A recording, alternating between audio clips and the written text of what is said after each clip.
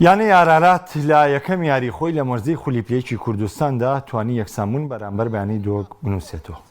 لا دووەم هەفتەی یاریەکانی خولیپیەکی کوردستان بەڵام لە یەکەم یاری ئارارات لە نێو یاریگای خۆی میوانداری لە یانەی دۆک لە ئەجێم یەکەم یاریەکەدا و لە کۆتا خوڵەکانی یوسف محەممەد توانی گۆڵی یەکەم و پێشکەوتن بۆ دۆکی میوان تۆمارکە، بەڵام لە خوڵێکی 75 نیوەی دووەم علی عەزیزی سەرکردیانی ئارارات ئەنجامەکەی بۆ خاوەنماڵ یەکسان کە دەویارەکە ژەر بۆ ئەنجامە بە کۆتات.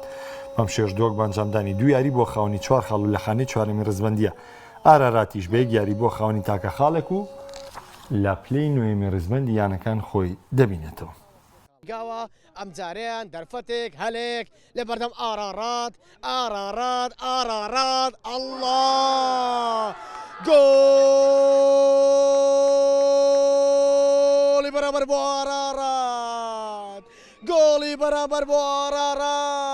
سیرکەن دۆک لێدانێک بۆ گۆڵ الله ئێستا لێدانێک دواتە دەکەرەمەوە لێ الله ئەم جارە الله ئارارات بەنیازی دووە ئێستا گۆڵ